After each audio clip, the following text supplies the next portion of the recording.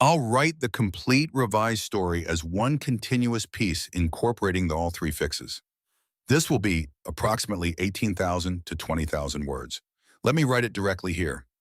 The Greyhound pulled into Harlan, Georgia at 11 minutes past 9 on a Tuesday night, and the girl who stepped off it looked like she had been running long before the bus ever moved. Her name was Sadie Hollis, 16 years old, hair pulled into a knot that was coming undone, a backpack strapped tight across both shoulders like she expected someone to yank it off her. She wore a denim jacket 2 sizes too big, the kind a mother gives a daughter, when she wants her to feel protected by fabric since she cannot be there to do it herself. On the bus, she had rehearsed the line 100 times, whispering it into her reflection in the dark window while the country rolled past. Her mother had given her three things before the ambulance came, a line to say, a name to find, and a whisper from 3 months ago during a fever that would not break a nurse named Karen, who still worked the night shift at St. Agnes. Sadie had written it all on the inside of her wrist in pen that was already smudging. She did not know yet how different a mark on that wrist would look by morning. The bus station was not a station. It was a bench beside a gas pump and a sign that read, Harlan, in letters so faded they looked like they were trying to disappear. Sadie stood under the fluorescent hum of the gas station canopy and looked at the town. One road, one blinking traffic light, a strip of storefronts closed for the night, their windows dark like shut eyes. And across the road, a diner with a neon open sign buzzing in the rain like something electric trying to stay alive. She crossed the road. The diner smelled like coffee that had been sitting too long and grease that had been heated too many times. A counter with red stools, booths along the window with vinyl seats cracked at the seams, a waitress with tired eyes and a pen behind her ear, two men at the counter eating pie, a family near the door, kids slumped against each other half asleep, and in the far corner booth, sitting alone with his back to the wall and his face toward the door, a man who looked like he had been poured from stone and left to weather.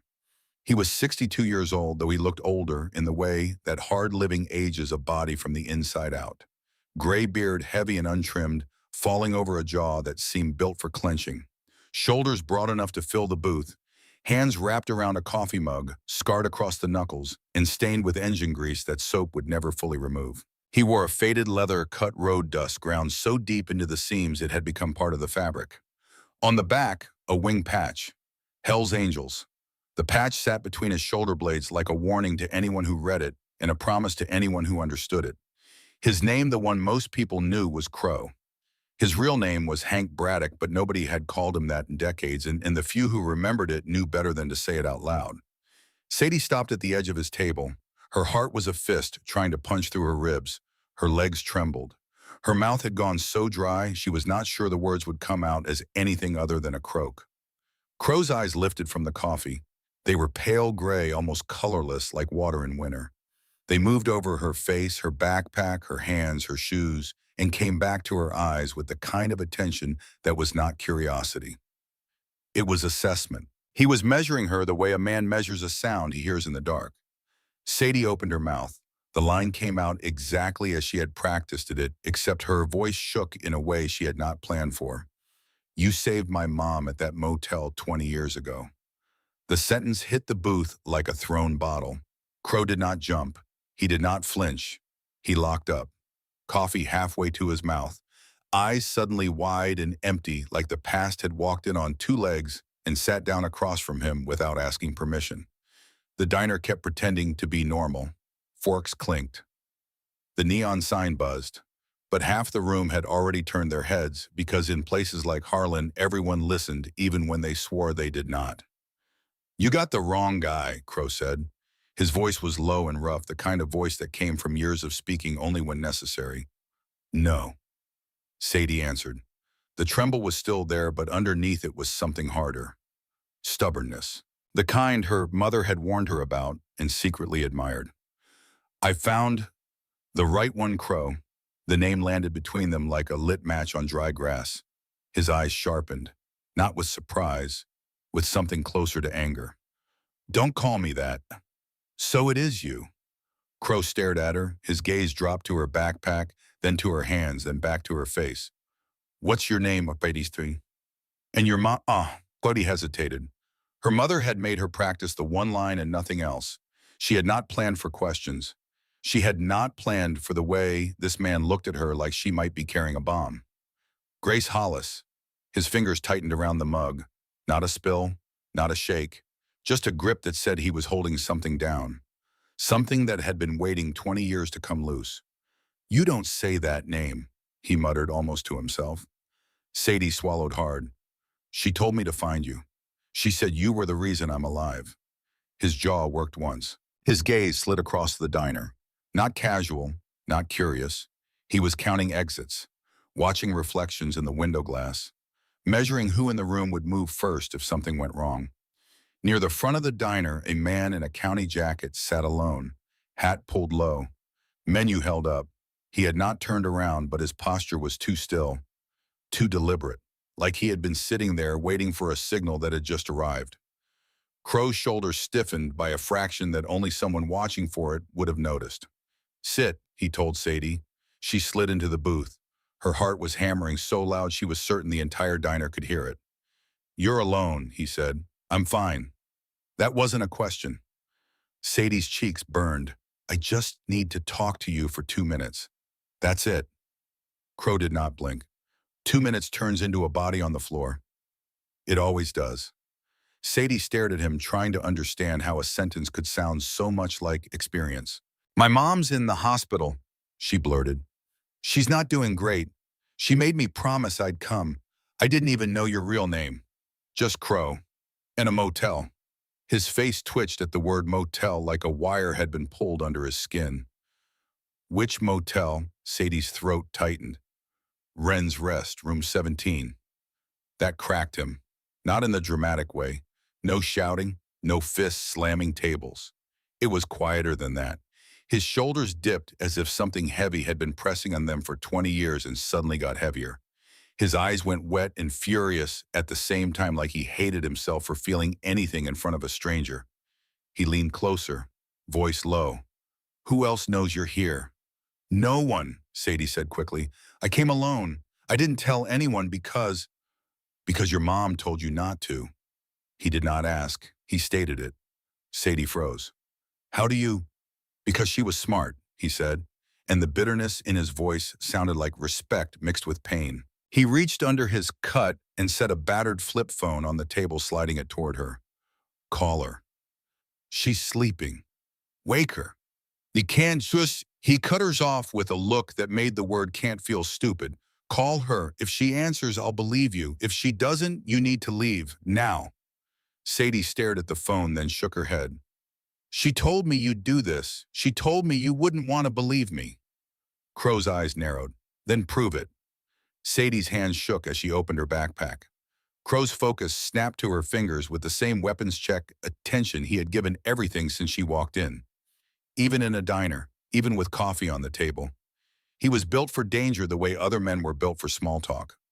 "What are you pulling out?" he asked. "Proof," Sadie whispered. She set a cheap plastic motel key tag on the table.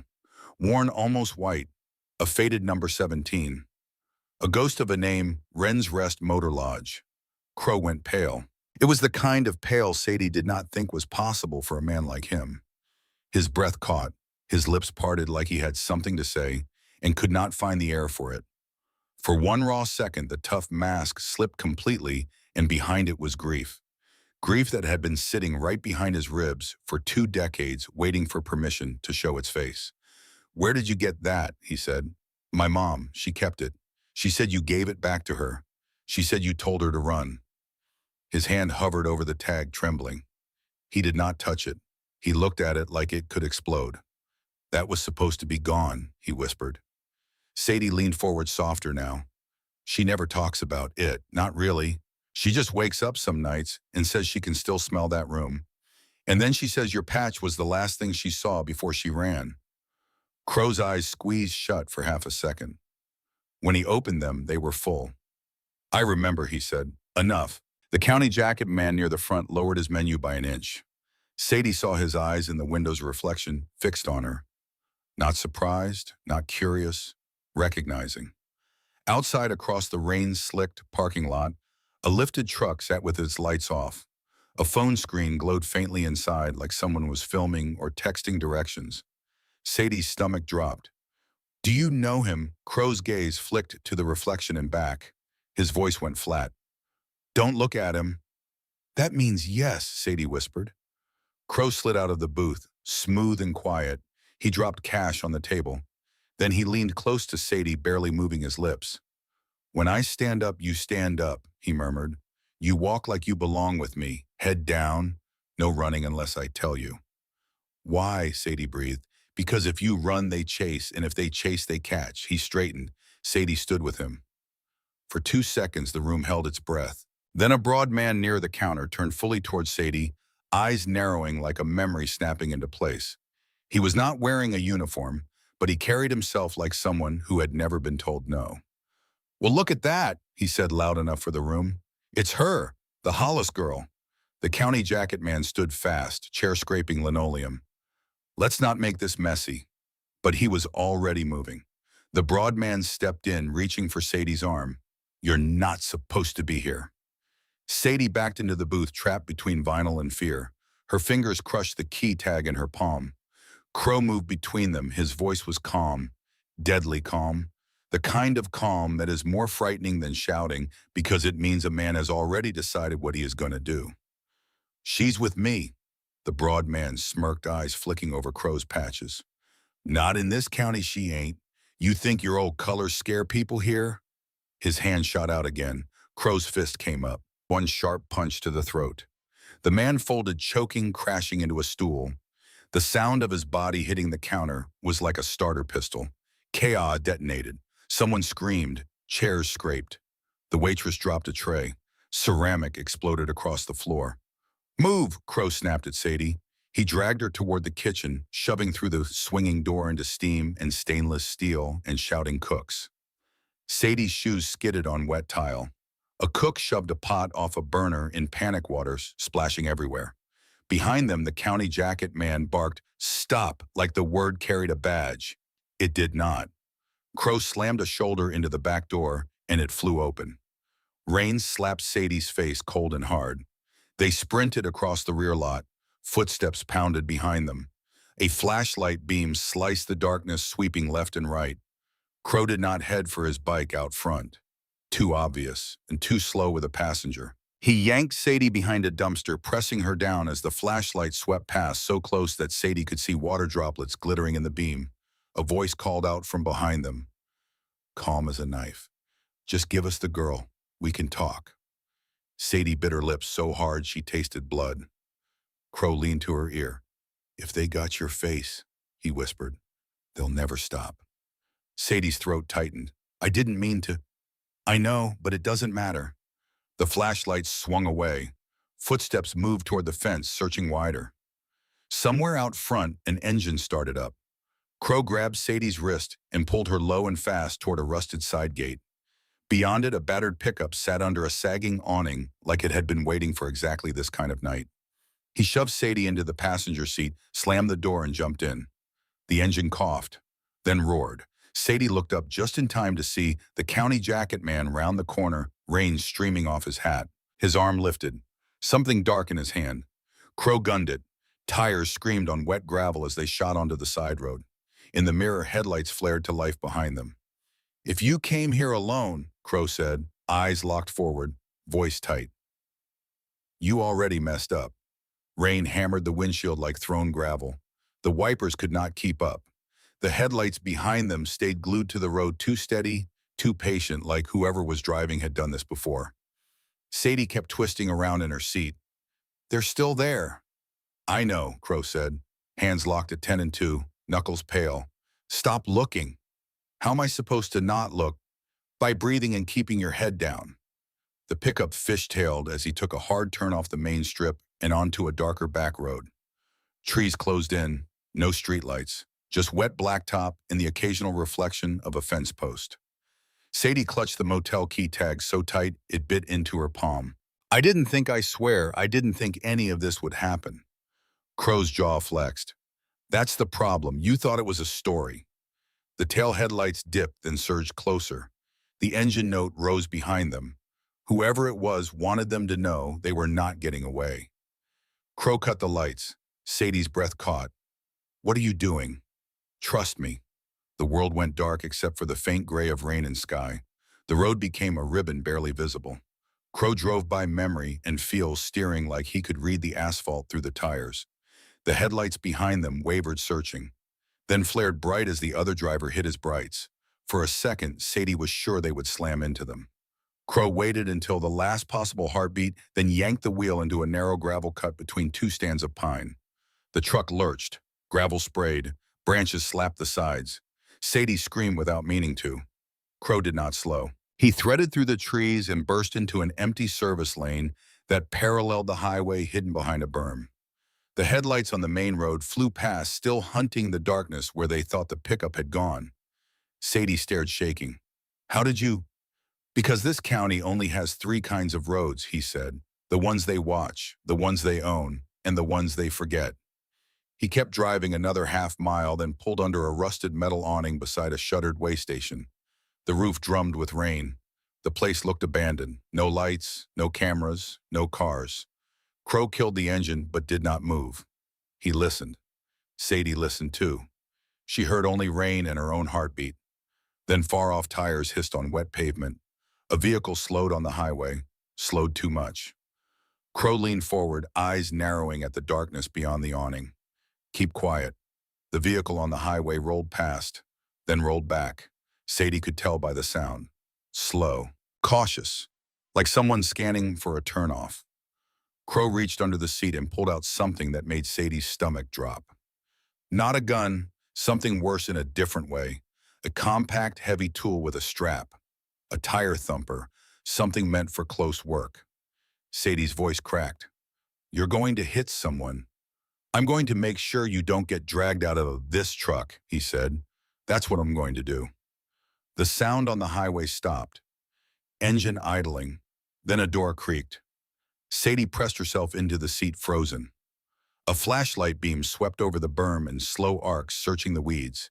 It did not reach them under the awning, but Sadie could see the glow moving. Methodical. A voice drifted through the rain, casual, like it belonged anywhere. "Come on out. We're not mad, just want to talk." Crow's face did not change, but Sadie felt the air in the cab tighten. Another voice answered from farther away, sharp. "Check the cut. He had to go somewhere." With Sadie mouthed, "Who is that?" Crow did not answer. He was watching the berm like a hunter watches tall grass. The flashlight passed again. Closer this time. Sadie held her breath until her chest burned. Then Crow reached across her, popped the glove compartment, and shoved something into her hands. A small black phone. Not the flip phone from the diner. This one was a slimmer, newer, with a cracked corner. "If they open your door," he whispered, "you dial 1 and hit speaker. Understand?" "What's 1, my people?" he said. "And don't say anything else. Just breathe into it." Sadie nodded, hands shaking so badly the phone clicked against her teeth when she tried to hide it against her chest. The flashlight beam paused. Sadie heard wet footsteps in the weeds. Crow's hand tightened around the thumper. A silhouette climbed the berm, slow and confident. The flashlight angled down. The person was looking for tracks, tire marks, broken brush. The silhouette took one more step. Crow moved. He shoved his door open and stepped out into the rain like he belonged there. He did not rush. He did not lunge. He just appeared. Big, solid, calm. The silhouette startled. The flashlight jerked up. Crow did not give him time to think. He strode forward and hit him once, hard, clean, right in the gut. The man folded with a wet grunt, flashlight dropping and spinning in the grass. Crow grabbed him by the collar and dragged him down off the berm, keeping him low. Sadie watched through the windshield, eyes wide, as a Crow hauled the man behind the awning where the highway could not see them. "Listen," Crow hissed, pinning him against the metal post. "Who sent you?" The man coughed, rain pouring off his cap. "I don't—" Crow pressed the thumper into his throat just enough to make the lie die in the man's mouth. The man's eyes flicked toward the truck, toward Sadie. "You shouldn't have brought her back." That was all Crow needed. His face went cold. "So you do know her?" "No." The man tried to smile through panic. "Everybody knows that face if they've lived here long enough." Crow leaned closer, voice like steel on stone. "Who's watching the hospital?" The man's smile vanished. He swallowed against the thumper. "And you don't want to say that name out loud." Crow's eyes narrowed. Say it. The man's gaze slid away. Sheriff's got eyes on it, not just him, the whole chain. They've been waiting for something to move. Sadie felt her stomach turn. Hospital. The word echoed through the glass. Crow's head snapped toward the cab for half a second. What hospital is your mom in? St. Agnes, Sadie said quickly, in Dry Creek. Crow's grip tightened on the man. Dry Creek's not your town. Sadie swallowed. We moved. She said we couldn't stay. Crow stared at her like he was seeing the shape of a trap finally click into place. This was not coincidence. This was not a girl who stumbled into danger. Sadie had been watched long before she ever stepped on that bus. Pemberton's people had been tracking Grace Hollis for years, waiting with the patience of men who owned time itself, waiting for her body to betray her, waiting for the moment she could no longer run. The man coughed, forcing words out. It doesn't matter where you move, not when he still owns the dirt. Crow shoved him down into the mud. Get back to your friends. Tell them the girl isn't walking into their hands tonight. The man blinked fast. You're making it worse. Crow's voice dropped. It's already worse. He walked back to the cab. Sadie watched him climb in, rain streaming off his shoulders, breathing controlled, like nothing had happened. Start talking, he said, flipping the headlights back on engine, turning over. Right now, from the beginning. Why did you come here? Sadie's throat felt raw. I told you, my mom. No, Crow snapped sharper than before. Why now? Why alone, and why a diner in this county? Sadie blinked back tears. Because she's scared, and she's sick. And she said if anything ever happened to her, I had to find you before the people from the motel found me. Crow's eyes stayed on the road as he pulled out from under the awning and rolled deeper into the back lanes. What people? Sadie stared at the windshield, watching rain smear the world. She never said. She'd shut down if I asked. She'd just say, don't ever go near Wren's Rest. And then she'd look at me like I was the reason she kept breathing. Crow swallowed hard. His voice came quieter. She left you something. Sadie hesitated. Crow glanced at her once. Don't lie to me. Not tonight. Sadie reached into her backpack and pulled out a flat envelope wrapped in plastic edges worn from being handled too many times. Across the front, in shaky handwriting, 3 words, for Crow only. Crow's hands tightened on the wheel. You open it. No, Sadie whispered. She made me swear.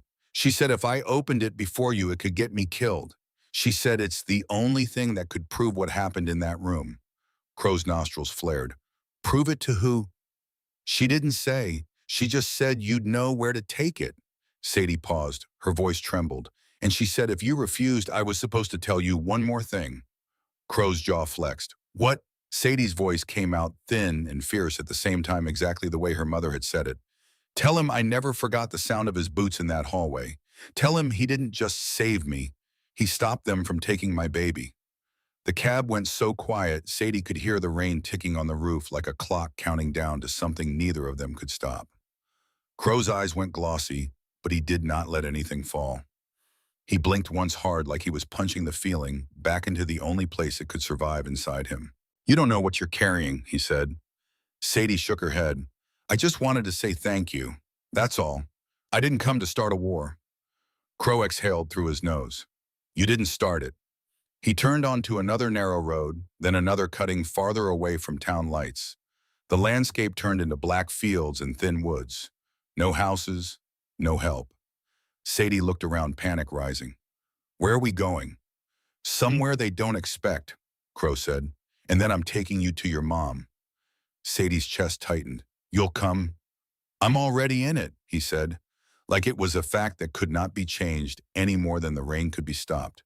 But listen to me, Sadie. If your mom said Wren's Rest in room 17, it means the man who owned that night is still alive. Sadie's skin prickled. Owned that night. Crow's voice went flat again. Guarded. There are men who don't need to kidnap you in daylight. They don't need to chase you in the open. They just call a badge. They call a judge. They call a nurse, and you disappear clean. Sadie stared at him. You're talking like this is normal. It is, he said, in the wrong places. The cracked phone in Sadie's hands vibrated once. Not a text, a call. Crow's gaze snapped to it. Don't answer. The phone vibrated again. And again. Sadie's mouth went dry. What if it's my mom? Crow's voice sharpened. Your mom doesn't have this number. The phone stopped vibrating. For one breath, everything felt suspended. Then it rang again louder, more insistent, like whoever was calling knew they were listening and wanted to make the point. Crow swore under his breath and snatched the phone from Sadie, eyes darting to the rearview mirror. A pair of headlights appeared far behind them, cresting a rise. Too steady to be random. Crow hit answer and put it on speaker without saying a word. Static. Rain. A faint hum, like the call was routed through something cheap and careful. Then a voice came through, low, calm, smiling without warmth. We see you. The voice did not raise, did not threaten, did not rush. You always liked back roads. It continued, almost conversational. Still think you're clever. A soft click, like the caller smiled with their teeth. Crow reached over and yanked the phone's battery out with brutal efficiency, tossing the dead device into the cup holder like it was poison. Sadie exhaled. Who was that? Crow's hand stayed steady on the wheel. Someone who shouldn't have your name. But how would they? They've had eyes on you longer than you think, he said. Your mom tried to keep you small, quiet, invisible. Sadie swallowed. She did. And you walked into a diner and said Ren's Rest out loud, Crow snapped. Not cruel, sharp with fear. You lit up like a flare. Sadie's throat tightened. I didn't know. He changed the truck's plates at a closed farm supply store. Sadie watched him kneel in the rain with practiced hands, bolts turning in seconds. Under a minute, the truck wore a new identity. Sadie stared. You just have those. Crow did not look up. You don't ride for decades and stay alive by filling out forms. They drove towards St. Agnes, through back roads that wound like veins through dark countryside. The hospital rose out of the rain like a dull, tired ship. White building, yellow windows, a fluorescent glow that made the whole place look sick even from the parking lot. Sadie's chest tightened. She's in there. Crow parked far from the entrance, under a tree that dripped constantly. He killed the engine. Listen, he said, turning to Sadie. If anyone stops you, anyone, what do you say? I'm visiting my mom, Sadie whispered. No, you say you're lost. You say you're looking for radiology. You say anything that doesn't include her name. Sadie stared at him. Why? Because names are doors, Crow said. And you keep handing them out. Sadie nodded quickly, ashamed and terrified. Crow led her along the side of the building past dumpsters and a service door with a keypad. He stopped in the dark and looked at the camera above it. Don't look up, he murmured. Sadie kept her eyes down. Crow stepped into the camera's view on purpose, just long enough for the lens to catch his face. Then he moved aside. Sadie frowned. What was that? Let them see me, not you. He waited by the service door. 30 seconds later, it clicked. A nurse stepped out, hair tucked under a cap, eyes tired. She froze when she saw him. Crow did not smile. Evening. Her gaze flicked to Sadie. Who's that family? Crow said. The nurse's expression shifted. She glanced behind her into the hallway. You can't, she started. Sadie stepped forward. Karen, she said. The name her mother had whispered during that fever 3 months ago. The name Sadie had carried like a second passport all the way from home. My name is Sadie Hollis. Grace is my mother. Karen's face changed. Her mouth opened. Her eyes went to Sadie's face, to her jaw, to the shape of her eyes, and the recognition was not about a name. It was about blood, about resemblance, about seeing a ghost of a woman she had once helped. Oh my God, Karen whispered. Sadie's voice cracked. Is she okay? Karen swallowed. She's awake, but you need to be quick. They've been asking about her all day. They, Sadie echoed. Karen opened the door wider. Just come. They moved through a back corridor that smelled like bleach and old coffee. Crow walked half a step behind Sadie, head turning slightly at every intersection. Sadie noticed cameras everywhere, little black eyes in corners. Karen led them to an elevator that required a badge swipe.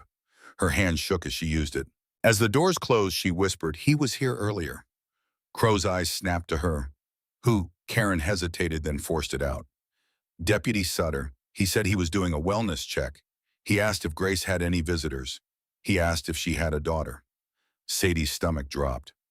How would he know? Crow's jaw clenched. Because he's not checking. He's hunting. The elevator dinged and opened on a quieter floor. The lights were dimmer. The air felt heavier. Sadie's footsteps softened on the carpet like the building was telling everyone to behave. They reached a room at the end of the hall. Karen knocked lightly, then opened it without waiting. Grace Hollis lay in the bed, smaller than Sadie remembered from a year ago. Her face was pale, lips dry, hair pulled back. A monitor beeped with a steady rhythm. But her eyes were alive. They snapped to Sadie first, and Sadie felt the ground tilt. "Mom." Grace's mouth opened. Her voice came thin but fierce. "What did you do?" Sadie froze. I, I came. Like you told me." Grace's eyes filled instantly, anger and relief colliding in a way that only a mother can feel both at once. "You weren't supposed to come alone." "I didn't," Sadie lied, then realized the lie was pointless because her mother's gaze had already moved past her. Grace stared at Crow. For a full second, nobody spoke. The monitor beeped. Rain tapped the window. The fluorescent light hummed. Then Grace's hand lifted from the blanket, weak, trembling, and reached out like she was trying to touch something she did not trust to be real. Crow stepped forward, slow, as if sudden movement would break her. "Grace," he said. His voice did not sound like it did in the truck. It was not hard or sharp. It was raw. Like a man who had practiced being stoned for so long, he had forgotten how to be human, and the forgetting had just ended. Grace's breath hitched. Tears slid down her cheeks without her wiping them. "You look older," she whispered. Crow huffed a sound that was not a laugh. "You too." Sadie's throat tightened so hard she could not speak. She had imagined this reunion as gratitude. Maybe awkward, maybe emotional. She had not imagined her mother looking at a biker like he was the line between life and death. Grace's gaze flicked to Sadie. "Did you say it?" Sadie nodded, voice cracking. I told him. I told him what you said. I showed him the tag." Grace closed her eyes for a second, breathing. When she opened them again, she looked at Crow like she was about to apologize for something too big to say. "You shouldn't be here," she whispered. Crow's jaw tightened. "Neither should you." Grace swallowed. "They found her." Crow nodded once. Grace's face tightened with pain. Not physical, something deeper. I tried. I tried to move. I tried to bury it." "You can't bury rot," Crow said. Grace's hand trembled as she reached toward the side table. Sadie stepped forward to help, but Grace shook her head. "No," she rasped, eyes locked on Crow. "This is for him." With effort, she slid open the drawer and pulled out a small folded paper. Not a letter like Sadie expected. More like a note, creased, handled, hidden. She held it toward Crow with 2 fingers like it weighed 100 pounds. Crow took it careful. Sadie watched his eyes move across the lines. Whatever he read made his throat work like he was swallowing glass. Grace's voice came quiet. "I kept it because I knew one day I'd need you to remember." Crow stared at her. "I remember every second." Grace's eyes hardened with something that looked like shame. "Not everything." Sadie's pulse spiked. "Mom, what is that?" Grace looked at her daughter, and for a moment her expression softened into something heartbreakingly gentle. "Honey," she whispered, "I never told you the whole truth." Sadie's mouth went dry. "What truth?" Grace's eyes flicked to the door, to the hallway, to the cameras, then back to Crow. "He didn't just help me run," she said. "He stopped something that was already happening. Something nobody wanted to see." Crow's eyes glistened, and he looked away like he could not stand being watched even by Sadie. Grace swallowed, forcing breath. "They were going to make it look like I disappeared on my own, like I chose it." Sadie's chest tightened. "Who is they?" Grace hesitated. Crow answered for her, voice flat. "The motel, the man behind it, the man who paid for silence." Grace continued, her voice steadying with urgency. "There's a storage unit, Cedar Lane Storage, Unit 14. I paid cash under a different name." Crow's eyes narrowed. "What name?" Grace swallowed. "Maris Cole." Sadie blinked. "Who's that?" Grace squeezed her hand. "Nobody." Crow's jaw tightened. "What's in it?" Grace's voice dropped. "The only thing that can burn him without him buying the ashes." Crow's eyes went hard. "Evidence?" Grace nodded once, exhausted by the word. "And a key. It's taped under the bottom drawer in my old nightstand. Not here. At home." Sadie's mind raced. We can go. No, Crow cut in. Not you. Sadie snapped her head toward him. Why not me? Because your face is the reason they're moving, Crow said. You go anywhere alone again, you'll vanish. Grace's eyes widened suddenly, staring past Sadie's shoulder. Sadie turned. A man stood in the doorway, not in full uniform, just a county jacket over a button-down. Badge clipped to his belt like an afterthought. Deputy Wade Sutter, same hat, same too-still posture. His gaze slid from Grace to Sadie, then to Crow, and his mouth curved like he had just found something he had misplaced. Well, he said softly, stepping into the room. Look at this. Sutter did not rush. He did not need to. He stepped into the room like he owned the air, letting the door swing shut behind him with a soft click that sounded louder than it should have. His eyes stayed on Sadie, not Crow, like Crow was just furniture that happened to breathe. You look just like her, Sutter said. Quieter now, savoring it. Sadie's mouth went dry. Her mother's fingers clenched around hers with sudden strength, nails digging in.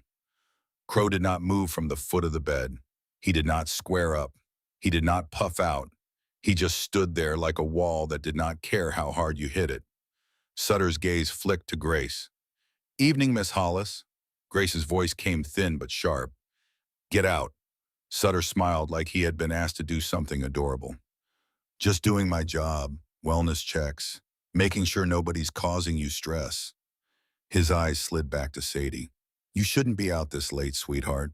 Dry Creek's not a safe place for a girl who, he paused, pretending to search for the right word, attracts attention. Sadie felt her throat tighten. I'm visiting my mom. Sutter nodded as if she had said exactly what he expected. And who's this? He finally looked at Crow. Really looked. Recognition crossed his face in a flash, then smoothed back into that calm, oiled expression. Well, I'll be, Sutter murmured. You're still breathing. Crow's voice stayed low. You still lying? Sutter chuckled like the insult was familiar. Careful. Hospital's a sensitive place.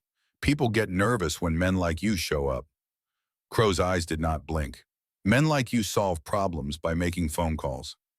Karen hovered by the wall, pale, terrified, trying to shrink into the paint. Sutter noticed her and tilted his head. You're off your floor, Karen. Karen flinched at her own name. I was just, Sutter cut her off with a look. Go. Crow spoke without turning his head. Stay. Sutter's smile sharpened. He doesn't give you orders, sweetheart. I do. Crow's body shifted a fraction, barely a step, but the room felt smaller immediately. Sutter held up one hand. Relax. Nobody's here to fight. Then he leaned closer to the bed and dropped his voice like he was doing Grace a kindness. We've had some concerns about visitors, about you getting confused, about you signing things you don't understand. Grace's eyes widened. What are you talking about? Sutter's gaze went to the bedside table, to the drawer Grace had opened earlier, to the small note Crow had just read. His attention was too precise. Sadie's stomach flipped. He knew, or he suspected enough to be dangerous. Sutter straightened and addressed Sadie again. Sweetheart, why don't you come with me to the nurse's station? We'll get you a warm drink. We'll call someone to pick you up. Sadie shook her head. No. Sutter's smile did not move, but his eyes cooled. That wasn't a request. Well, Grace tried to sit up, breath hitching. Leave her alone. Sutter did not even look at Grace. Miss Hollis, you need rest. Stress can do terrible things to a heart. Sadie felt her mother's fingers tremble. The monitor beeped a little faster. Crow's voice dropped into the kind of calm that made Sadie more afraid than shouting. You're done. Step back. Sutter's gaze slid to him. Or what? Crow did not answer. He just looked at the badge, then at the camera in the corner, then back at Sutter. Sutter followed his eyes and smiled wider. Yeah, that's what I thought. He took one step towards Sadie. Crow moved, not a swing, not a punch. He closed the distance in one smooth motion, caught Sutter's wrist mid-reach, and pinned it against the doorframe with a pressure that made Sutter's smile flicker for the first time. Sutter's eyes hardened. You put hands on me in a hospital. I can bury you. Crow leaned in, voice almost gentle. You're already buried. You just don't smell it yet. Sutter's free hand went toward his belt. Sadie's breath stopped. Crow's grip tightened. Sutter froze. suddenly aware that if he escalated, it would not end clean. Cameras or not, badge or not. Grace's voice came strained. Crow, don't. Crow did not take his eyes off Sutter. You're not taking her. Sutter exhaled slowly, then eased his hand away from his belt. You think you're protecting her? His gaze flicked to Sadie. You're the reason she's in danger. Crow's jaw flexed. I'm the reason she's still standing. Sutter's mouth twitched. That girl's been on somebody's radar since she learned to walk. Sadie's skin went cold. What does that mean? Sutter looked at her like she was naive. It means people don't forget what they're owed. Grace made a broken sound in her throat. Sutter lifted his chin toward the hallway. I've got deputies outside. I've got security. He looked at Crow. You want to play hero? Go ahead. Crow held his stare. Call them. Sutter paused. The smile was gone now. You sure? Crow did not blink. Call them. Sutter's eyes narrowed, recalculating.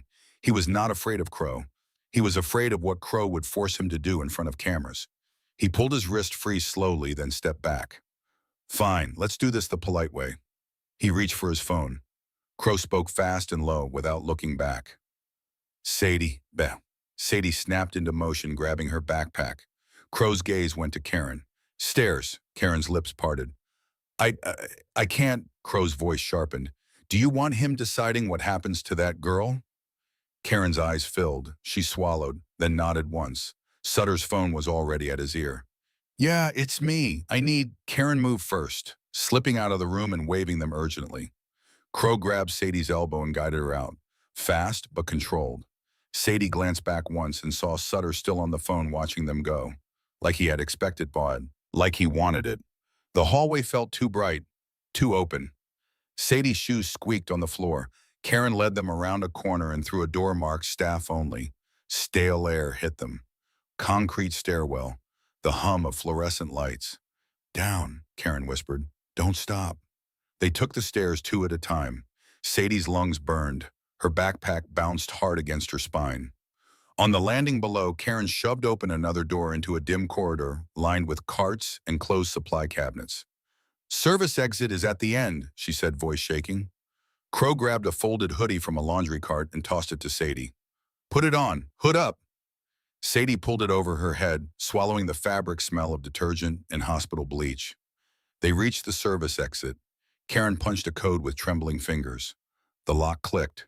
The door opened into rain and darkness. Crow pushed Sadie out first, then turned back. Karen, the nurse looked up, terrified. You never saw her tonight, Crow said. You never opened that door. Karen's eyes brimmed. They'll ask. Crow nodded once. Then you forget my face too. Karen swallowed, nodded, the door shut.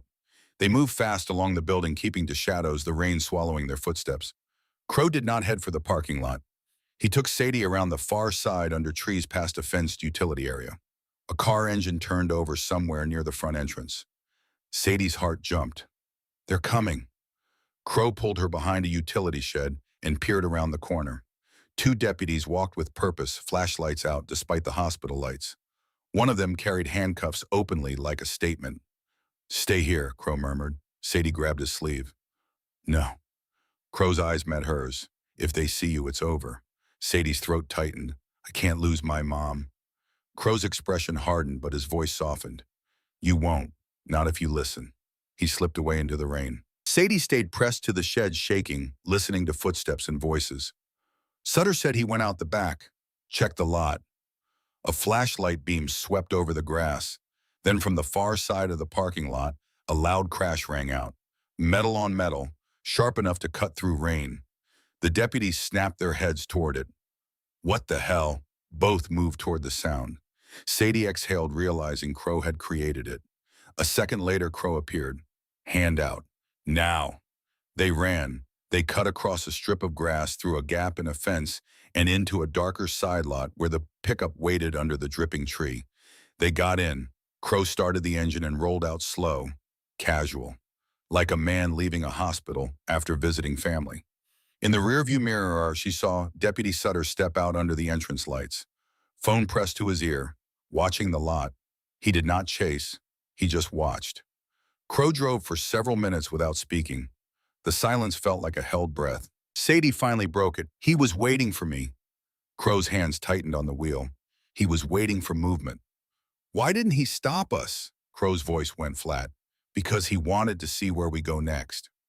Sadie's stomach turned. So what do we do?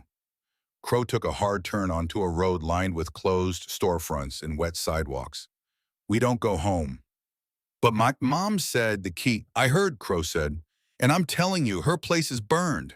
Sadie stared at him. How do you know? Crow glanced at her hooded face. Because men like Sutter don't show up without checking the obvious first. Sadie's breath hitched. So where do we get it? Crow's jaw flexed. We go to the place they think you'll never go. The place that started it. Sadie's voice came small. Wren's Rest. Crow did not answer, but the tension in his shoulders did. The town thinned behind them. The road darkened. Rain eased into a steady whisper. After 15 minutes, a faded sign emerged from the trees lit by a single broken floodlight. Wren's Rest Motor Lodge. The parking lot was almost empty. A few cars tucked near the office. Curtains drawn. A humming vending machine. Glow. The air felt wrong, like everything was staged to look normal. Sadie's skin prickled. It looks renovated. Paint doesn't fix rot, Crow murmured. He parked in the back behind a row of rooms with no cars outside them. He killed the engine. Sadie's hands shook. What are we doing here? Crow leaned across and took her wrist gently. You're not leaving the truck unless I say. Sadie nodded, throat tight. Crow slid out into the rain hood, up moving low along the wall. Sadie watched through the wet glass as he crossed to room 17. The door looked new. New lock, new handle.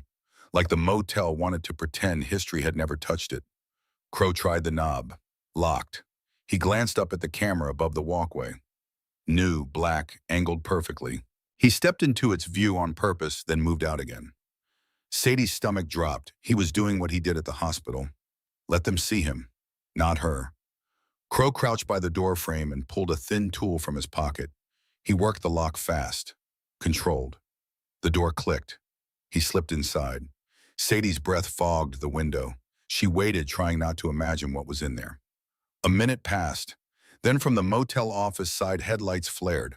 A vehicle rolled into the back lot. Slow, deliberate. Sadie ducked instinctively. Two men got out. Not deputies, no uniforms. Just heavy jackets and confident movement. One carried a flashlight, even though the floodlight still worked. Sadie's heart slammed against her ribs. They were not looking for a room. They were looking for a person. The men spoke quietly, but Sadie caught fragments through the rain and distance. Camera pinged him. Sadie's hands went numb on the dashboard. Crow still had not come back out. The men moved down the walkway toward room 17, flashlight beams sliding along doors. The door to room 17 opened a crack. Crow slipped out, eyes sharp. He saw the men instantly. He did not run. He stepped back into the room, pulling the door almost shut behind him, disappearing into the dark. The men reached the door. One of them lifted a hand to knock, then stopped. Head tilting, listening. The flashlight beam swept over the number 17. Then the man leaned in close and murmured, almost pleased, "He's in there." The man shoved the door, felt it give, and stepped in with his flashlight up. The beam swept the room, then snapped hard to the left as if his wrist had been yanked. A muffled grunt. The flashlight skittered across the floor. The second man rushed in, swearing, already reaching inside his jacket. Crow hit the door back into the man's forearm. Metal clacked. A gun bounced once and landed in the wet corridor. Crow stepped on it without looking down and drove an elbow into the man's mouth. The sound was all bone and breath. The man folded, coughing red. A high electronic chirp snapped through the corridor. Camera alert. Crow's head lifted. He had just started a clock. He hauled the first man inside, slammed the door almost shut, and ripped the nightstand away from the wall. Behind it, a small panel sat half loose, newer screws biting into older wood. He reached into the wall and pulled out something wrapped in tape. Flat, small. He tore the tape with his teeth and revealed a tiny silver key and a strip of paper yellowed with age. He did not read it. He stuffed both into his pocket. Outside, headlights rolled into the back lot. More of them. Beams swept the rooms. A flashlight snapped onto the pickup. It lingered. Footsteps splashed through puddles toward Sadie's door. Sadie slid lower hood, shadowing her face, and fumbled for the cracked phone Crow had given her. Dial 1, speaker. Her fingers shook as she pressed call. One ring. A hard knock hit the driver's window. Open up. Two rings. The handle tested. Three rings. The call clicked. Yeah, a man answered. Rough voice, instantly alert. It's Sadie, she whispered. I'm with Crow. Ren's rest back row. They're at the truck. A beat of silence. Then, stay inside, don't run. Before she could answer, room 17's door flew open. Crow came out low and fast, rain pouring off his shoulders. He did not sprint straight at the truck. He cut behind the room's vanish, then reappeared at the corner. The man at the window turned too late. Crow hooked an arm around his neck and dragged him backward off balance. Two more men rounded the office side, shouting. Crow snapped his fingers at Sadie. Now! Sadie shoved the door open and stumbled out. Crow grabbed the back of her hoodie, yanked her upright, and shoved her into the passenger seat. Seatbelt, he barked. Crow dove into the driver's side and cranked the ignition. The engine coughed. A gun came up in the rain. The engine caught. Crow gunned it. Tires screamed. Gravel spraying. A shot cracked. The rear window spidered in the corner. Glass dust puffed into the cab. Sadie screamed and curled inward. Crow slammed onto the road and killed the headlights, letting the rain and dark swallow them. The pursuing beams overshot the turn once, then swung back. Crow took a dirt-cut branches, slapping the truck, and kept going until the sounds behind them thinned into nothing but Sadie's ragged breathing. When he finally turned the lights back on, they were miles away. Rolling through silent industrial streets. Sadie's voice shook. You're bleeding. Crow's right shoulder was dark, soaked through. He glanced down once. Grazed. Later. He turned into a back lot with blacked-out windows and a crooked sign, tire in tow. He honked twice, then once. The bay door rose just enough for them to slip inside. It slammed shut behind them, cutting off the rain and the world. Oil and rubber hit Sadie's nose. Shadows moved. Faces turned. Men in cuts and denim and ink. Not loud, not friendly, just watching. A tall biker with a braided beard stepped forward, eyes going straight to Sadie like she was a problem someone had thrown into his lap. What the hell did you bring here? He said. Crow got out slow, favoring his shoulder by a hair. A kid who's going to disappear if she stays where she is. We don't do kids, the biker said, and we don't do heat. Another man, older, heavy-set, leaned on a workbench. You got followed. Crow's gaze swept the room. They were waiting at the motel. They're in the hospital, too. The tall biker's expression tightened. Say who?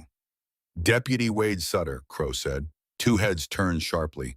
Someone cursed under their breath. A guy near the back door threw a chain across it, metal, clinking like punctuation. The tall biker's name was Boone. Sadie heard someone say it under their breath like an order. Boone stepped closer to Crow, voice low. You don't drag us into your ghosts. Crow's eyes burned. This isn't a ghost. This is a leash, and it's around her throat. The heavy-set biker scanned Sadie. What's she carrying? Sadie hugged the backpack tighter. Crow answered for her. Something Grace held on to for 20 years.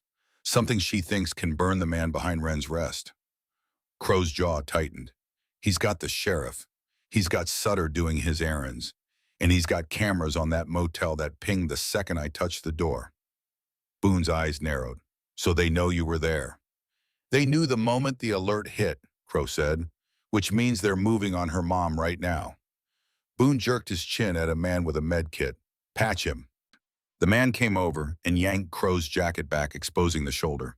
Sadie saw the graze. Angry red, shallow but still bleeding. Crow did not flinch as gauze pressed down. Boone watched Sadie. Where's your dad? Sadie's throat tightened. I don't have one. Boone's gaze shifted to the envelope visible under Sadie's hoodie. That yours? It's my mom's, Sadie said, voice shaking. She told me not to open it. Boone looked back at Crow. And you trust a kid with that? Crow's eyes did not leave Boone's. I trust her more than any badge in this county. Boone's jaw worked. You went back to room 17. Crow reached into his pocket and unfolded the strip of paper on the truck hood under the dim shop light. Old handwriting, a location, a number. Boone read it and the color drained from his face. Crow held his stare. You recognize it? Boone swallowed. Sutter Lane Storage, Unit 14.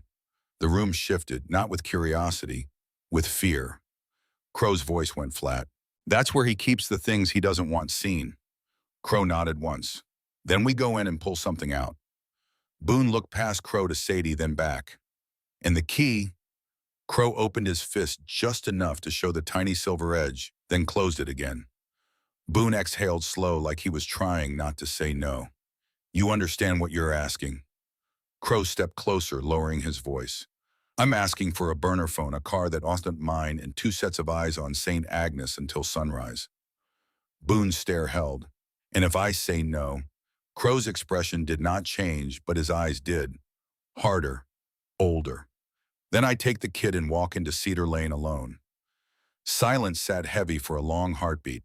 Then Sadie's cracked phone buzzed in her pocket. One sharp vibration that sounded like a gunshot in the quiet. Every head turned. Sadie pulled it out with shaking fingers. Unknown number. A text. 3 words glowing white on black. Come alone now. The text sat on Sadie's screen like a command carved into stone. Her fingers went cold around the phone. The shop felt smaller, tighter, like the message had sucked the oxygen out of the room. Crow saw it from across the bay. His gaze sharpened instantly. Don't move. Boone was already stepping in, palm out. Give me that. Sadie backed up half a step, clutching the phone. It could be my mom. Crow's voice snapped hard. Your mom doesn't text like that. What if they have her phone? Sadie shot back, panic making her brave. What if they're with her right now? Crow crossed the floor fast, shoulder still, bleeding through the bandage. He did not grab her. He looked her dead in the eye. They want you alone because they don't want witnesses, he said. They want you scared because scared people follow instructions. Sadie's throat tightened. So we just do nothing. Boone leaned closer, quiet but firm. Kid, if you walk out that door, you won't come back. Sadie shook her head, tears burning. You don't know my mom. Crow's jaw flexed. I do. That stopped her for a beat. Crow lowered his voice. Grace didn't survive by being reckless. If she's in danger, she'd never lure you into it.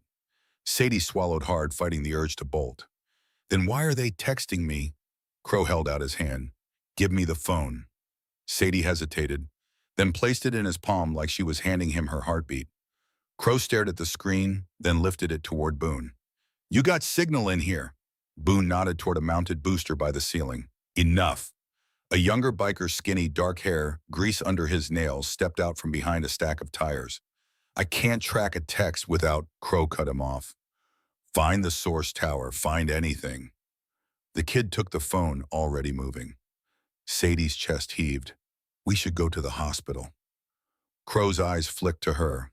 And do what? Walk in the front door and announce you're the prize. Boone's voice dropped.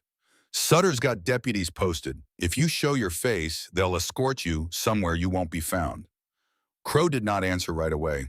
He looked at the bay door, then at the men watching him waiting. Finally, he said, We put eyes on St. Agnes. We don't go inside. Boone snapped his fingers. 2 bikers moved immediately, grabbing keys off a pegboard. Crow stepped on closer to Sadie. You stay here. Sadie's head jerked up. No. Crow's voice went low and dangerous. Yes. Sadie's eyes filled. I can't just sit while they... You sitting is the only reason you're alive right now, Crow said. If you go alone, you vanish. If you go with me, they shoot you in a parking lot and call it a tragedy. Sadie's breath hitched. Then what am I supposed to do? Crow's expression tightened, pain cutting through the toughness for a second. Trust me. Boone stepped in beside Sadie, blocking the bay door with his body. You heard him. Sadie looked at the men, leather patches, hard faces, and she realized none of them were joking. None of them were trying to be mean. They were scared. That made her more scared than anything. Crow turned away, grabbed a hoodie from a chair, and yanked it over his cut. He headed for the side door. Sadie moved on instinct, reaching for him. Crow. He stopped, just for a breath, without turning. If anything happens, he said, you do exactly what Boone says. Then he was gone. The bay door stayed shut. The rain kept tapping the roof. Sadie stood there shaking. Boone kept his eyes on her. Sit. Sadie did not. I can't. Boone's jaw worked. Kid, I'm not your enemy. Sadie's voice cracked. Then why does it feel like I'm trapped? Because you are, Boone said, blunt as a hammer. Not by us, by the thing you brought back. Sadie's hands curled into fists. I didn't bring it back. It came for me. Boone did not argue that. He just held her gaze.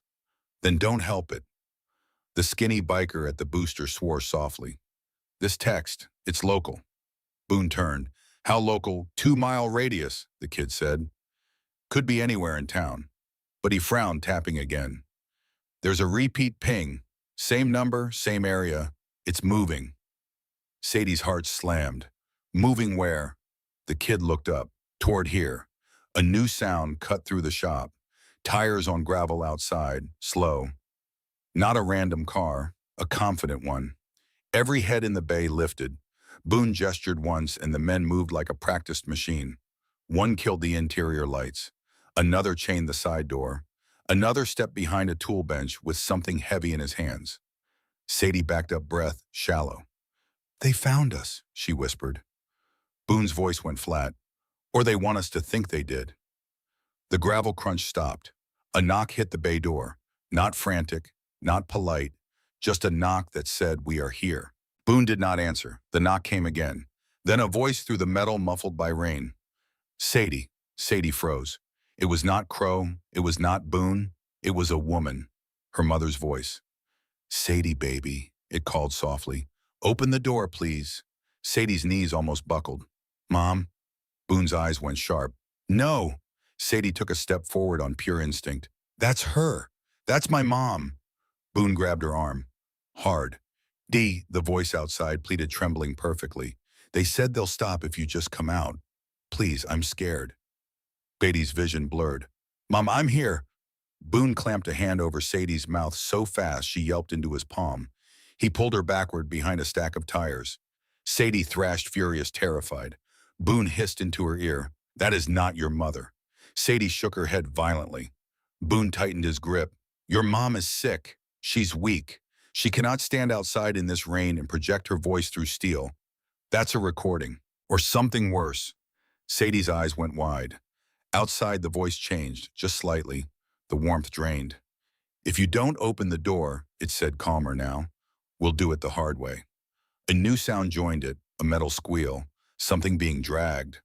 Boone stared at the bay door, then at the men. Back exit, he murmured. One of the bikers shook his head. Chained. Boone swore. Then we hold. A sudden crash hit the bay door. Heavy, deliberate. Another crash. The metal flexed. Sadie's heart hammered so hard it hurt. Boone leaned close to her. You stay behind that tire stack. Don't move unless I pull you. The bay door buckled inward with a third hit. A crowbar pried under the edge. Rain blew through the widening gap. A face appeared in the slit, smiling, wet, eyes bright with pleasure. Found you, the man said. Boone lunged. The man stumbled back, but two more shapes filled the gap immediately. One swung something metallic. Boone ducked and drove forward, smashing his shoulder into the door, slamming it back toward them. The shop exploded into motion. Boots, grunts, tools hitting bone. A short, brutal storm of close-range violence. Sadie stayed behind the tires, hands over her mouth, trying not to make a sound. Then she felt it. Vibration in her pocket. Her own phone. Not the cracked one. Her personal phone. She had not even remembered it was there. She pulled it out. Screen glowing, a new text from a different unknown number. St. Agnes, loading dock, 5 minutes, alone. Sadie's throat went tight. She looked up at the chaos. Boone grappling with one man, another biker slamming a wrench into someone's ribs. The bay door half open, rain pouring in, and she heard her mother's fake voice outside again. Quieter now, almost laughing. Come on, Sadie, you know where I am. Sadie's mind went blank the way panic makes it blank. Not empty, overflowing. Every thought crashing into every other thought until only one remained. If her mom was at the hospital, and someone was holding her, and the only thing they wanted was Sadie, then Sadie was the only person who could end it. She slid sideways, crawling behind the tire stack, moving toward the back office door, while everyone was focused on the bay. Boone did not see her. Sadie reached the office, slipped inside, shut the door quietly behind her. The office was dark, lit only by a flickering monitor and the red glow of a charging dock. A set of keys hung on a hook, a cheap raincoat on a chair. Sadie grabbed the raincoat and the keys without thinking. Her hands moved on pure survival. She pushed out the back office window into the rain and dropped into the alley behind the shop. The night air slapped her. Gravel bit her shoes. She ran. Not toward the highway, toward town, toward the hospital lights. 5 minutes later, Sadie crept along the side of the street. Agnes' hood-up raincoat, two big keys clenched in her fist. The loading dock sat behind the building, dim and empty, lit by a single buzzing light. A delivery van idled with its hazards blinking. A figure stood near the open dock door, small, hunched. "Sadie," the figure called, voice weak. Sadie's chest cracked open. "Mom." She stepped forward. The figure lifted its head. It was not her mother. It was a man in a hoodie, face half hidden, smiling like he had been waiting for this exact moment. Sadie tried to turn. Hands came from behind, clamping over her mouth, yanking her arms back so hard her shoulders screamed. A zip tie bit into her wrists. Plastic tightened until her fingers went numb. She kicked, but a knee slammed into the back of her leg and she hit the wet concrete hard. A voice in her ear, calm and pleased. "Good girl." They hauled her up and shoved her toward the van. Sadie's heart was a trapped animal. She thrashed, twisted, tried to bite the hand over her mouth. The man in front leaned in close enough for her to smell peppermint gum and cigarettes. His name was Lowell, though Sadie would not learn that until later. What she learned now was his smile. It was the smile of a man who believed he was doing a job, not committing a crime. "We don't want to hurt you," he said softly. "We just want what your mom kept." Sadie shook her head violently. He sighed like she had disappointed him. Then he pressed something cold against the inside of her wrist. Not a needle, a stamp, a hard press that burned. Sadie gasped into the hand over her mouth. Pain flared under her skin. Lowell pulled it away and smiled at what he had left behind. A small clean symbol on her wrist, dark and crisp against pale skin. A little bird, the wren. Sadie stared at the mark through the pain and the terror. Something inside her shifted. Not surrender, not acceptance. Something colder, something that took note of everything. Lowell's face, his voice, the way he said what came next. The smell of the van, the driver who hummed while he drove, the third man who checked his phone every 30 seconds, because her mother had taught her something without ever saying it directly. When you cannot fight, you watch. When you cannot run, you remember. When they think you are nothing, you become the record of everything they did. Lowell sat across from her on a cargo bench, elbows on knees, smiling. "You don't have what we need, that's fine. You are not the package. You're the receipt." He nodded toward the front. "Drive." They stopped at an industrial park, a shuttered warehouse, a loading bay with no markings. They put Sadie on her knees in a circle of work light. Concrete floor, dust and chemical cleaner. One of the men stood over her with a phone filming. Lowell crouched beside her. "Do you understand what you are?" he asked softly. "Leverage, that's all. Your mom hid something. She did that because she thought she was smarter than the town. She forgot the town has patience." Then the air shifted. Sadie felt it before she saw it, a change in the room's pressure. Crow stepped into the light. For one clean second, everything froze. Lowell's smile twitched. "Well," he showed up. Crow did not speak. He walked forward slow, shoulders squared, eyes empty of mercy. The man filming lifted the phone higher. "This is going to be," Crow surged. He covered the distance in 2 strides and drove his fist into the filmer's throat. The phone flew. The man crumpled.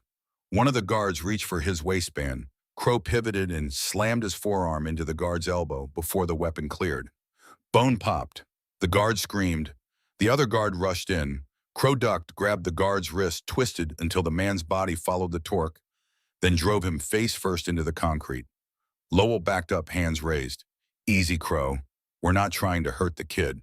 Crow's voice finally came out, low and shaking with rage. "Take the gag off." Lowell's eyes flicked to Sadie, then back. "After we talk." Crow took one more step. Lowell's smile returned thinner. "You want to be the hero again? Go ahead. But you know how this ends. The girl doesn't have what we need. You do. Crow's jaw worked. You touched her. Lowell shrugged lightly. We marked her so she doesn't get any ideas. Crow moved so fast Lowell did not even finish blinking. One hand grabbed the man's collar. The other drove into his stomach like a piston. Lowell's breath exploded out of him. Crow hauled him up close. Who sent you? Lowell coughed. You already know. Crow tightened his grip until the man's feet barely touched the floor. Say the name. Lowell's eyes watered. He doesn't like his name said by trash. He likes Mr. Pemberton. Crow went still. Sadie stared at him because the name meant nothing to her. But the way it hit Crow meant everything. Crow dropped Lowell and moved to Sadie in one stride. He knelt, pulled the gag free gently. Sadie sucked air like she had been underwater. Her voice cracked. Crow, I'm sorry. Later, Crow said. He cut her free with a small blade. Can you stand? Sadie nodded, trembling. Her legs nearly folded. Crow caught her. Walk now. They moved toward the bay door. Outside, two more vehicles were rolling in from the far gate, headlights off. Lowell, still on the floor, laughed through spit. Told you. Patience. Crow backed Sadie toward the SUV Boone's man had given him. Get in. Sadie obeyed. A door slammed in the distance. A voice called out, calm and familiar. Crow. Deputy Wade Sutter. Sutter stepped into the light between the vehicles. Hands loose. Badge catching the glare. You always come back, Sutter called. Doesn't matter how far you ride. You always come back to the same fire. Sutter's gaze slid to Sadie in the passenger seat, then down to her wrist, and his smile widened when he saw the bird mark. There it is, he said softly. Now we're all speaking the same language. Crow's voice came low. You're going to let her go. Sutter chuckled. You don't get to negotiate. Crow slammed the door, started the engine, and gunned it. The SUV lurched forward through the gap between stacked pallets and a loading ramp. The vehicles behind them flared their lights on. The chase snapped alive. But this time Crow did not run dark through back roads. He ran smart. He drove the SUV straight into the parking lot of a 24-hour grocery store, killed the engine between two minivans, and told Sadie to keep her head down. The pursuing headlights rolled past the lot entrance, twice scanning, then moved on. They were looking for a fleeing vehicle on empty roads. They were not looking for a parked SUV in a pool of civilian cars and overhead lights. Sadie stared at Crow. How did you? Men who chase expect you to run, Crow said. They don't expect you to stop. They waited 7 minutes by the dashboard clock. No headlights returned. Crow pulled out slow, merged onto a side street, and drove at the speed limit toward the edge of town. In the co-op, Sadie finally looked down at her wrist. The bird mark stared back at her, clean and dark. What is it really? She asked. Crow's jaw flexed. A claim, Sadie swallowed, like a brand. Crow did not answer. The silence was worse than yes. Sadie's voice came smaller. I left Boone. I ran. I'm sorry. Crow's hands tightened on the wheel. You did what scared people do. That's not an excuse, Sadie whispered. No, he said. It's a fact. We work with facts. She stared at him. Are they going to hurt my mom? Crow's eyes went hard. They'll use her. If she's alive, she's a lever. If she's dead, she's a warning. Sadie's breath hitched. Then we have to go back. We're going forward, Crow said. He pulled the SUV into a closed self-serve car wash. Concrete walls, no cameras. The sound of rain amplified and trapped. Crow killed the engine and turned to her. Where's the envelope? Sadie blinked. My backpack. Crow reached behind her seat and pulled the backpack up. He had grabbed it from the van floor during the fight. He unzipped it and pulled out the plastic-wrapped envelope. For Crow only. He stared at it. Sadie whispered, Open it. Crow did not move. Crow, Sadie said, voice firmer, we don't have time for whatever you're feeling. He tore the plastic open. Inside was a folded letter, a small photograph, and one more key. Different from the storage key. Thinner. Older. Crow unfolded the letter. Sadie watched his eyes scan the page, watched his face tighten line by line. He finished reading and did not speak. Sadie leaned forward. What does it say? Crow held the paper tighter. It says she knew this day would come. That's not what it says, Sadie pressed. Crow's voice came low and flat. It says Pemberton didn't just own the motel, he owned the county. He owned the judge that signed paperwork. He owned the deputy that made sure women disappeared clean. Sadie felt cold creep up her spine. Sutter, Crow nodded once. Sadie pointed at the second key, and that Crow glanced at it. Safety deposit box key. Sadie's pulse spiked. There's more evidence. There's always more, Crow said. Then he lifted the photograph from the envelope. He stared at it. The way his hands trembled made Sadie's chest tighten. What is it? She whispered. Crow turned it around. A Polaroid. Grainy, yellowed with age. Grace 20 years younger standing outside a motel room door with her face half turned away. A shadowy figure beside her only partially in frame. A biker. A cut. A patch. Crow. Sadie's throat went dry. That's you. Crow's eyes stayed on the photo. That's proof we were there. Sadie's voice shook. My mom had a photo of you. Why? Crow swallowed. His voice came out rough because she knew nobody would believe her without something that could ruin me too. Sadie stared. Ruin you. Crow's gaze lifted, finally meeting hers. If we use what she hid, it burns Pemberton. It also burns anyone connected, including me, including my chapter, anyone whose name shows up in the wrong place. Sadie's eyes stung. So you won't do it. Crow looked back at the photo, then folded it carefully and put it in his pocket. I didn't say that, he murmured. He reached into his jacket and pulled out the motel wall key and the strip of paper. Cedar Lane, Unit 14. Sadie's breath caught. We're going now. We go now, Crow said, because they'll clear it the second they think I'm running. Sadie forced her voice steady.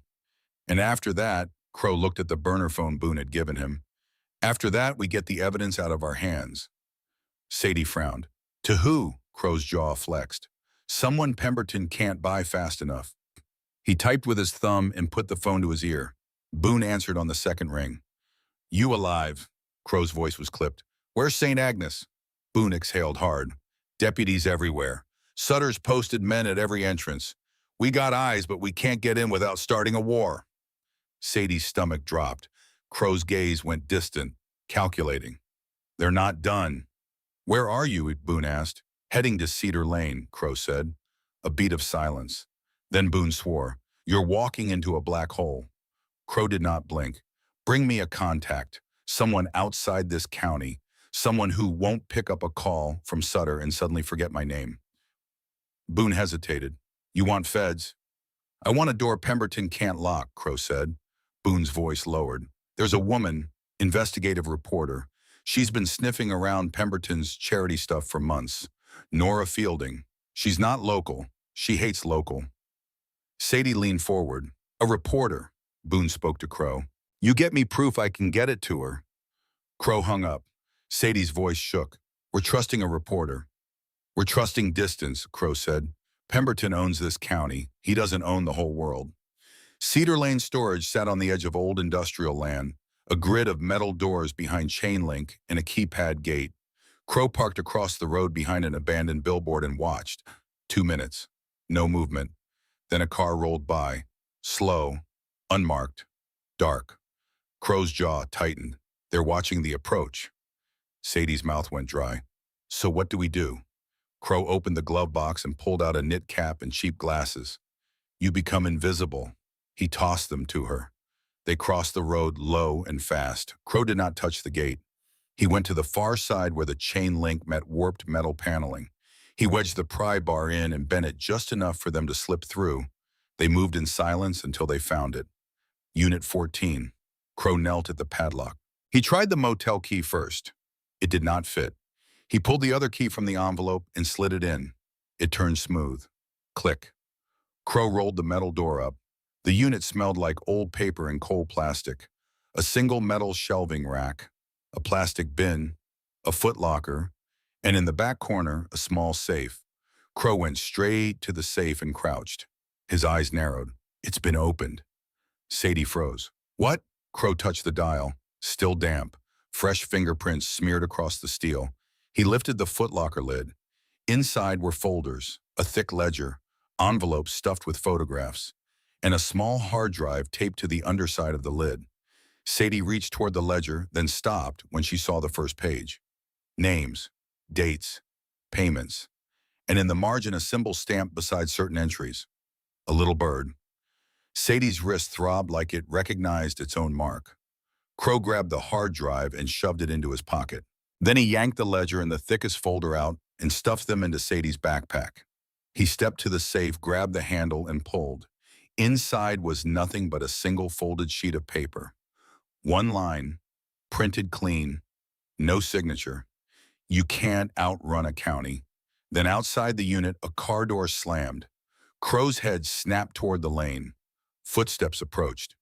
Unit 14, Deputy Sutter said, almost pleased. That's the one. Crow shifted so his body blocked the storage lane.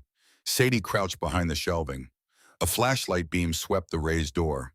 Come on out, Sutter called. Clean and easy.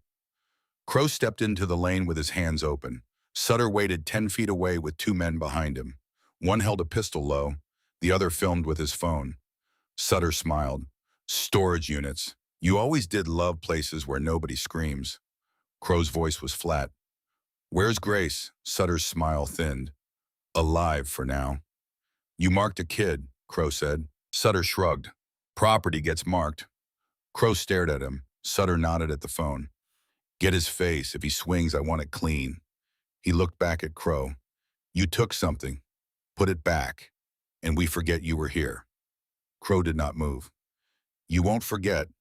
Sutter's eyes hardened. Then we skip the polite part. You don't hand it over. Grace dies tonight. Crow lifted his chin. Show me she's alive. Sutter pulled out his phone and played a video. Grace in the hospital bed, pale, eyes open. Two men near the door. Sutter ended the video. Stubborn, still. Crow's eyes went cold. If she dies, you die. Sutter chuckled. That's not how ownership works. Crow's hand drifted toward his jacket pocket. You want the drive? Sutter nodded. I want everything. Crow exhaled as if giving in, then stepped closer.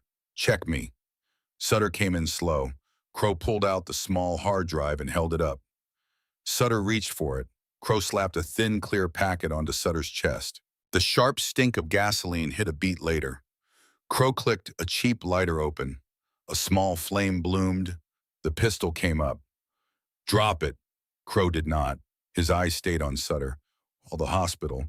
Tell them to back off Grace. Right now. Sutter's mouth tightened. You light me, Pemberton kills her anyway. Call, Crow said. Sutter held still. Then he pulled out his phone. Pull back. Not yet. Keep her alive because I said so. He ended the call.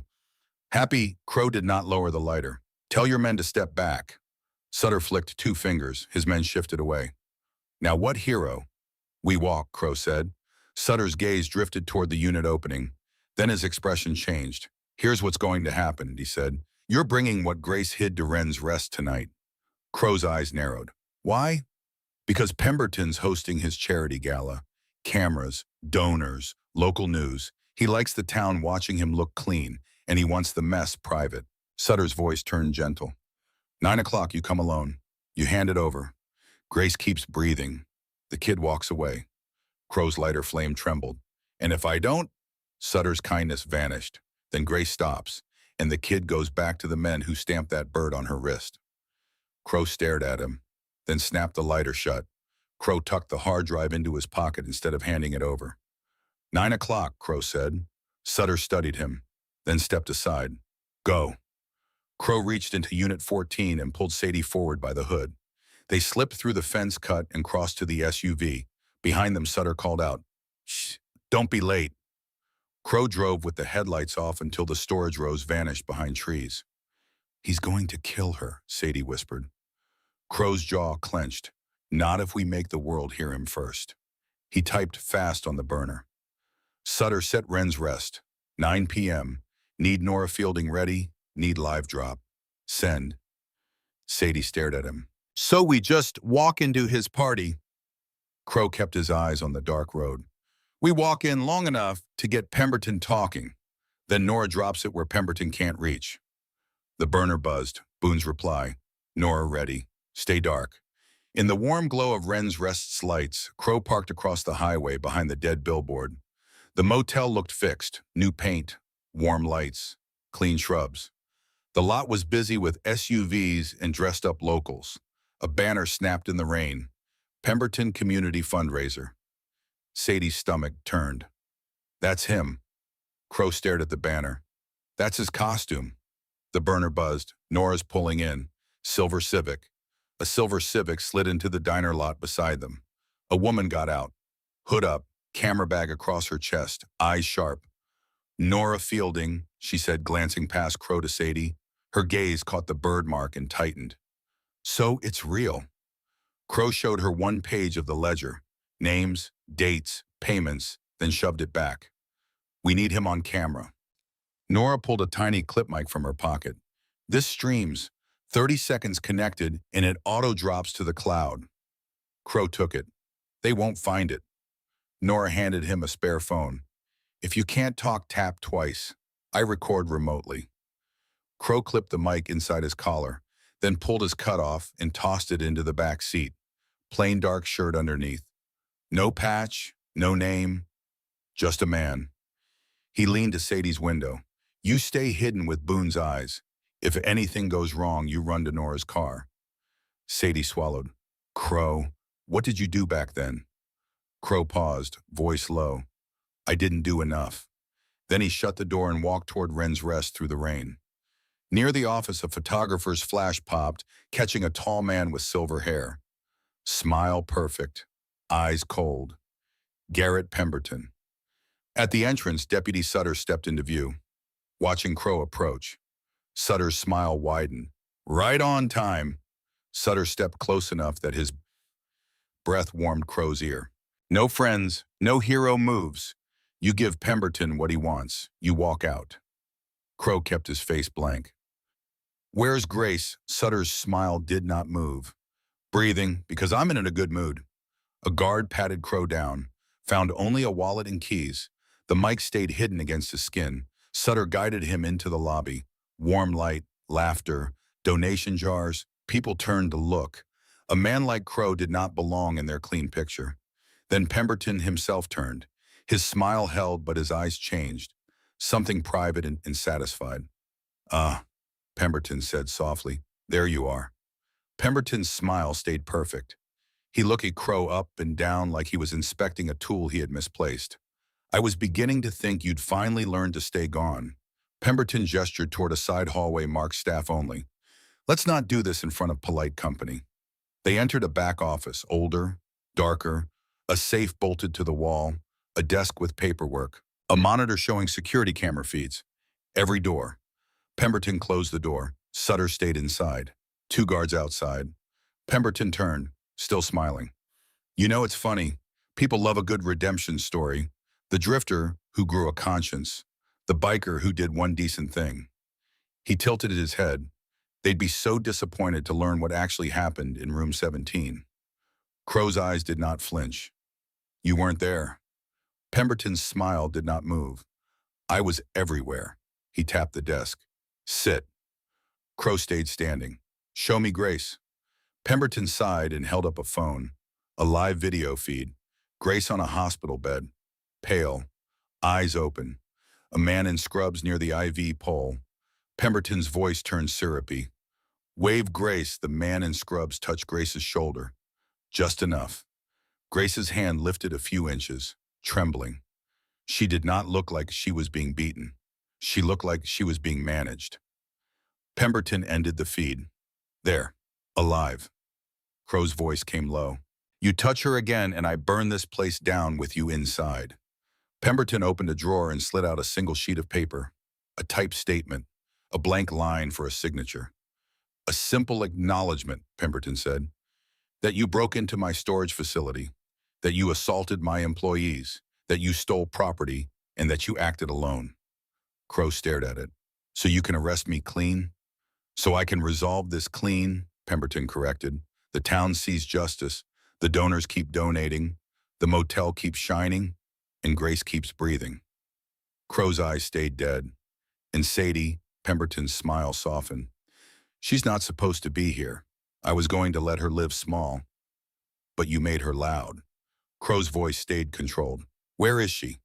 Pemberton's eyes flicked to the security monitor. Not inside. Sutter's smile thinned. Not yet. Crow's gaze did not leave Pemberton. You're proud of that bird mark. Pemberton's smile returned. It's a symbol. It's a brand, Crow said. Pemberton shrugged. The bird means a debt exists. It means the county remembers. Crow's eyes narrowed. You stamp kids now. Pemberton's expression hardened for the first time. Don't say it like that. This isn't violence. It's order. Crow leaned forward. Order. That's what you call girls disappearing. Pemberton's eyes chilled. Careful. Crow did not blink. Say it. Say what you did in room 17. Pemberton smiled, smaller, sharper. You think you can bait me into a confession? This place has cameras, always has. I can pull the footage of you walking into that room 20 years ago. I can pull the footage of you dragging a man out. I can pull the footage of Grace running out half-dressed and crying. And the town will believe what I tell them to believe. Crow's voice came rough. You're going to frame me for saving her. Pemberton spread his hands. I'm going to restore the narrative. The motel owner protects the community. The biker threatens it. You take the fall, and I don't have to touch Grace. Crow's eyes stayed on Pemberton's face. You already touched her. Pemberton's smile tightened. Only because you made it necessary. Sutter stepped closer. Sign the paper. Give Pemberton what he wants. Walk away, breathing. Crow looked at the paper, then back at Pemberton. And the evidence Grace hid. Pemberton's eyes flicked to Crow's pockets. You brought it. Crow did not deny it. You want it. Pemberton nodded. All of it. The ledger, the drive, the photographs. Then you sign. Crow's voice stayed calm. If I sign, you kill Grace anyway. Pemberton's smile barely moved. I don't kill. I manage outcomes. Crow let that sit, then said quietly, You're right. Pemberton's smile widened, thinking he had won.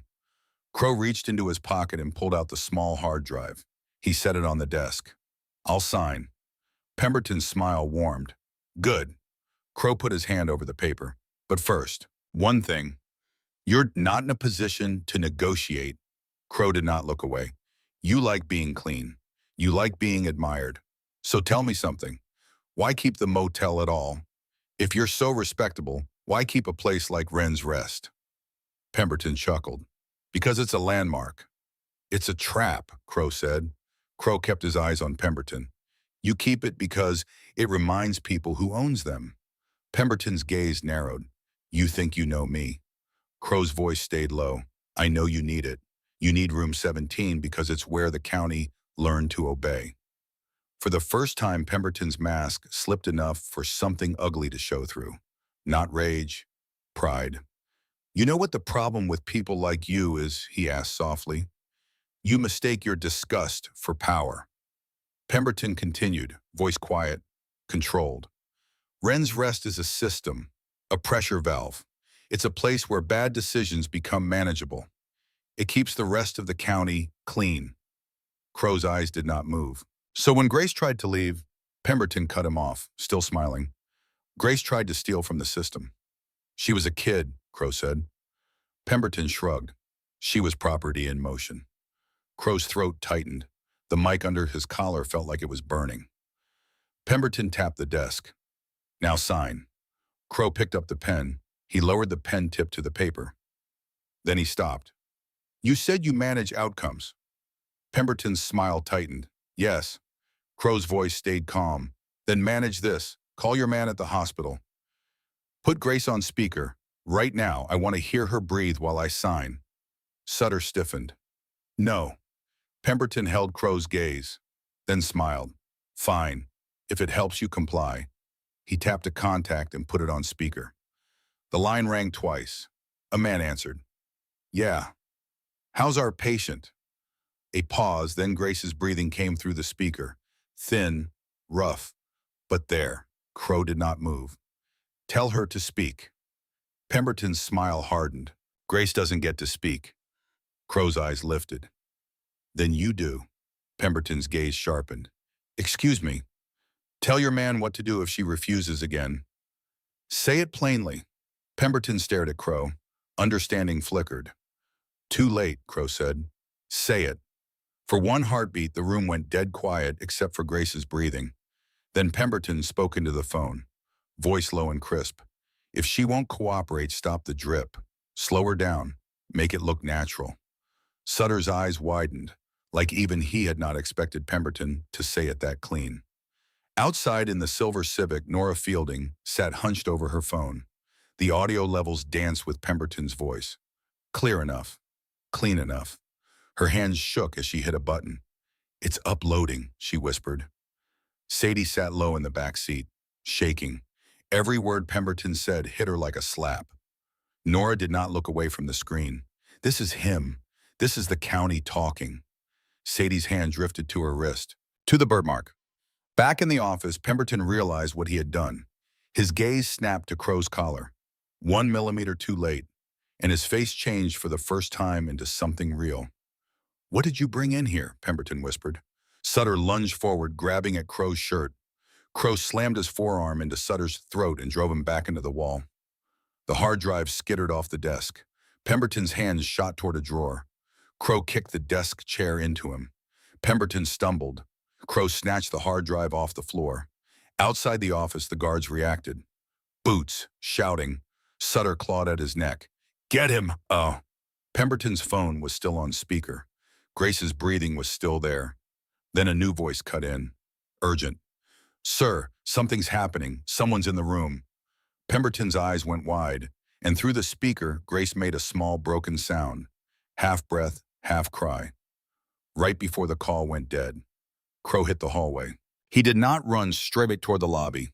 He ran at an angle past a linen cart, past a door marked electrical. Behind him, Sutter's voice tore through the corridor. Get him! Close the front! Crow shoved into the electrical room, ripped the mic from his collar, and jammed it into a junction box gap, then stepped back out. He blended into the confused staff filling the corridor, burst through a service door into the lobby. Warm light, donors, smiling locals, pretending they did not see the tension. Pemberton's voice rose above the room, smooth and bright. Everyone, we're experiencing a minor security issue. Please remain inside. We have everything under control. Crow saw him from across the lobby. Calm face. Perfect suit. A man who could order a death and then smile for a photo. Sutter appeared behind Pemberton, hand at his belt, eyes scanning. Sutter's gaze found Crow. Guards began to move. Crow did not push through the crowd. He moved like he belonged there. He walked past the photographer's flash like he was just another guest. He reached the front doors. A guard stepped in. Sir, we need you to. Crow did not stop. You touch me, he murmured, and your boss's audio is already in the cloud. The guard blinked. Crow slid past him into the rain. He cut along the rooms rather than running straight for the road. He needed to pull eyes off Nora. From across the lot, Sutter stormed out. Lock down the exits. He's in the lot. Donors spilled out, confused. Pemberton followed, still wearing his public smile. Crow slipped between parked SUVs, ducked behind a row of rooms, and sprinted across the highway toward the dead billboard. Nora saw him first. Her screen was a mess of notifications. It's out, she whispered. It's actually out. Sadie sat low in the back seat, shaking. My mom, we need to get you out of here, Nora said. We need to get my mom, Sadie rasped. Crow appeared at the billboard, rain running off him in sheets. He yanked open the Civic's door. Drive. Now. Nora started the engine, tires squealing. Crow twisted back to Sadie. You okay? Sadie's voice cracked. They cut the call. I heard her, then it went dead. Crow's face tightened. We're going to St. Agnes. Nora's eyes flashed to him. That hospital's crawling. Crow nodded.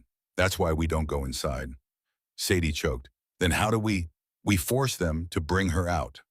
Nora gripped the wheel. How? By making Pemberton's world catch fire. He took the burner and typed one message. Send bikes to St. Agnes. Block exits. No guns, just bodies. He hit send. Nora glanced at him. You're calling bikers to a hospital. I'm calling witnesses, Crow said. They reached St. Agnes within minutes. The parking lot was not calm. County cruisers near the entrance. Men moving under umbrellas. Crow leaned low. See that side lane loading dock access?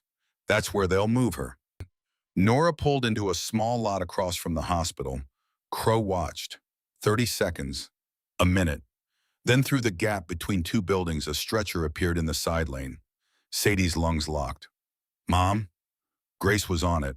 Pale, eyes half open, oxygen line, a nurse beside the stretcher, two men in scrubs, and Deputy Wade Sutter walking behind them. Sadie's whole body shook. They're moving her. Crow's voice went flat. They're relocating the lever. He opened the glove box and pulled out the hard drive and thick folder. Start streaming, he said. Nora blinked. What? Live, now, your face, my face, the hospital, everything. Nora swallowed. If you go live, they'll grab you. Crow nodded once. Good. Sadie's voice cracked. No. Crow turned and looked at her, and Sadie saw the decision there, already made. If I stay hidden, they move her, and she disappears behind paperwork. If I walk into the light, they have to choose between kidnapping a patient on camera or letting her go. Nora stared at him. You're going to sacrifice yourself.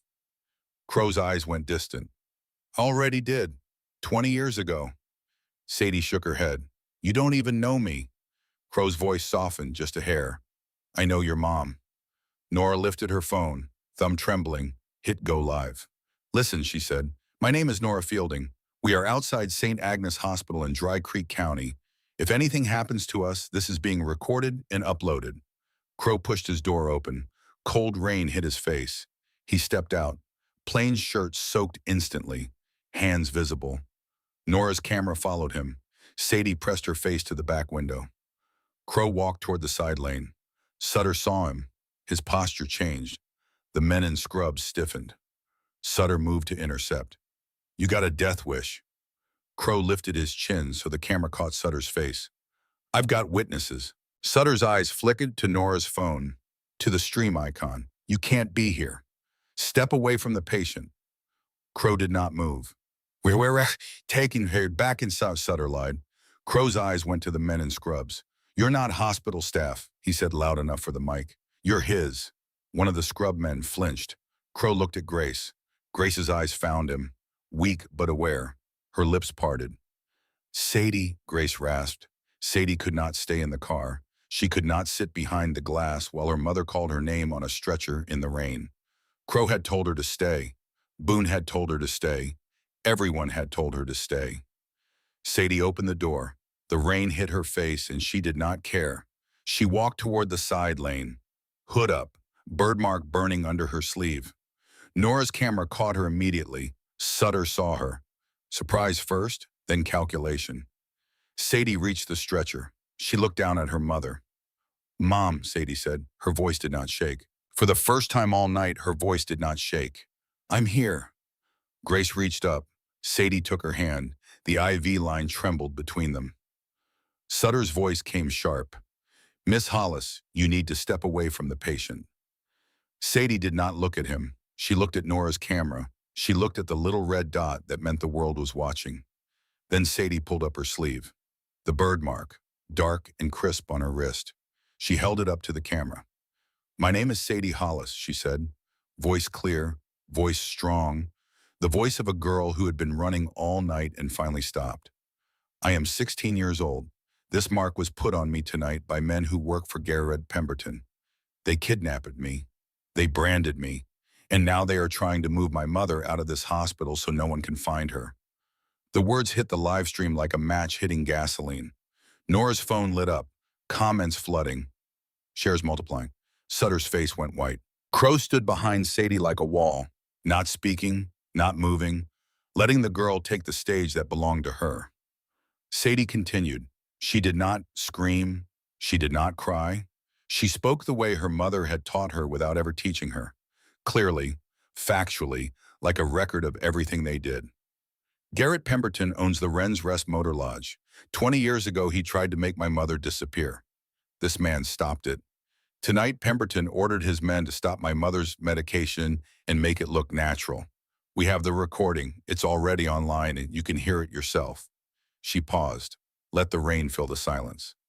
I am a minor. I want to be a lawyer. Do not touch me. The words landed like stones dropped into still water. Sutter stood frozen. His hand had drifted toward his belt and stopped. He looked at the camera. He looked at the hospital staff gathering at the entrance. Then the motorcycles arrived. They came in a loose pack. 6, 8, 10 bikes sweeping in along the front road. Engines loud and unavoidable. They did not swarm. They did not threaten. They simply arrived and stopped at the lot edges like living barricades. Boone swung off his bike first. He saw Crow, saw the stretcher, saw Sutter. He did not raise a hand. He just stood there, arms at his sides, an unmovable witness. Sutter's gaze flicked over them, calculating. And for the first time, he looked uncertain. Sutter stepped closer to Crow. "You think this saves her? Pemberton will bury you under charges until you rot." Crow did not blink. "Do it. You want to be a martyr. I want her to live." Sutter stared at him, then made a choice. He raised his voice. "Performing now. Sir, you are under arrest for assault, trespassing, and interference with medical care." Crow held still. "Good." Sutter snapped his hand out, grabbing Crow's wrist, twisting him toward the pavement. Sadie wanted to scream. She wanted to pull Crow away. But she felt Crow's eyes on her for 1/2 second, and she understood. This was the trade. His freedom for her mother's life. His body for the camera to see. Boone stepped forward 1 pace, just one, then stopped. Letting the camera see he did not touch anyone. Sutter yanked Crow's arms behind his back and slapped cuffs on tight. The metal click echoed in the rain. Crow did not fight. He did not resist. Sutter leaned close to Crow's ear. "Now turn over the evidence, and maybe I let the girl see her mom one more time." Crow's gaze slid to Nora's phone, still streaming. "I already gave it away." Sutter froze. "You can't stop what's already out." Sutter's expression tightened into pure hatred. And at that exact moment, hospital staff pushed forward. Real staff, drawn by the noise, the bikes, the live stream. A doctor in a white coat stepped to the stretcher and barked, "Who authorized moving this patient? Get her back inside. Now."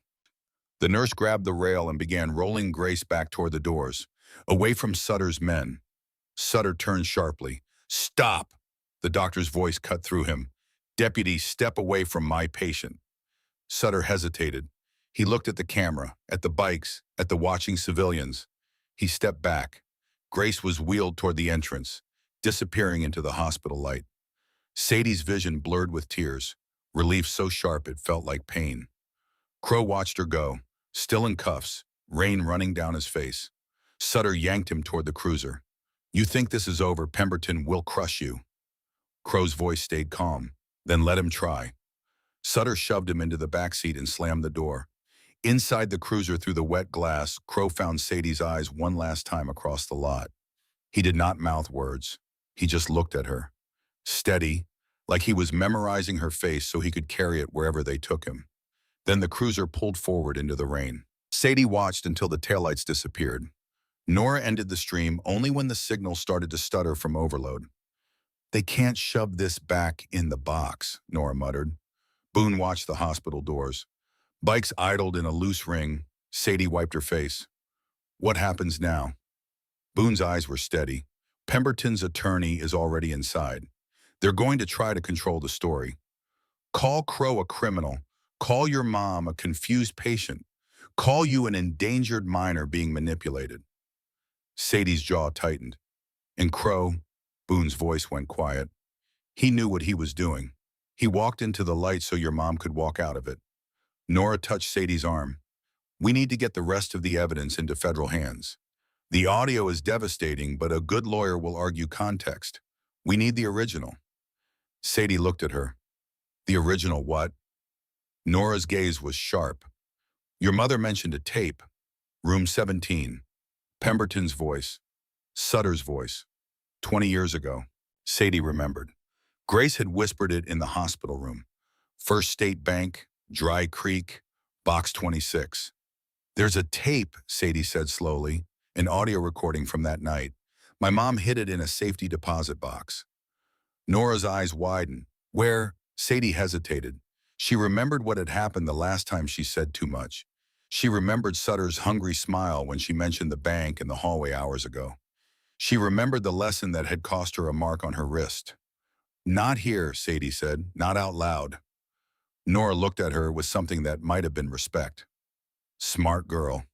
Boone leaned in.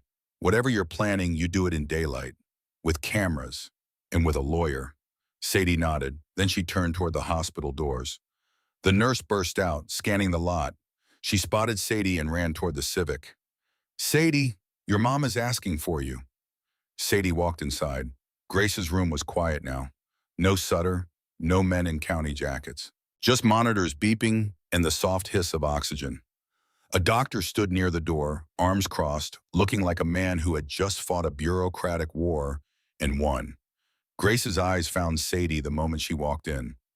Mads, come here. Sadie sat on the edge of the bed. She took her mother's hand. Grace's eyes searched Sadie's face. You showed them the mark.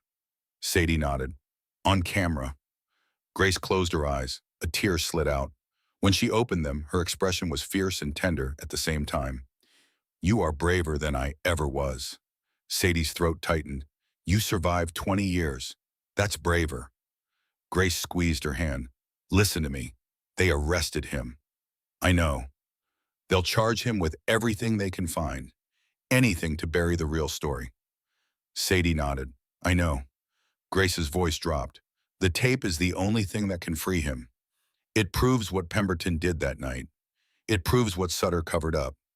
It proves Crow was the one who stopped it, not the one who caused it. Sadie leaned closer. I know where it is. You told me. First State Bank, box 26. Grace's fingers tightened. You can't go alone. I won't. I'll go with Nora, with cameras, with a lawyer. Grace stared at her daughter for a long moment. Then she told Sadie something she had never told anyone. Not the abbreviated version she had given before. The whole truth. I was 18, Grace said. Her voice was thin but steady, like a woman who had spent 20 years building a dam and was finally letting the water through on her own terms. I had been working at Wren's Rest for 3 months. Cleaning rooms. Pemberton hired girls who had nowhere else to go. Girls with no family close by. Girls who wouldn't be missed. Sadie's stomach tightened, but she did not look away. Room 17 was where he brought people. Important people. People he needed favors from. And the girls who cleaned those rooms sometimes didn't leave them the same way they went in. Grace's breath rattled. That night, Pemberton's man, a big man quiet, never spoke much, came to my room and told me I had a special assignment. I knew what it meant. Every girl who'd been there long enough knew. Grace's eyes went distant. I tried to leave through the bathroom window. It was painted shut. I tried the front door, locked from the outside, and then I heard boots in the hallway. Heavy boots, coming fast. Sadie's breath stopped. Crow came through the door like it wasn't even there, Grace whispered. He wasn't supposed to be in that wing. He was there for something else, club business, something with the county that Pemberton had arranged. But he heard me trying to get out. He heard me hitting the window. Grace's hand trembled in Sadie's. He came in and saw the big man standing over me. And Crow didn't ask a single question. He just moved. They fought. It was fast and terrible, and the room got destroyed, the nightstand, the mirror, everything.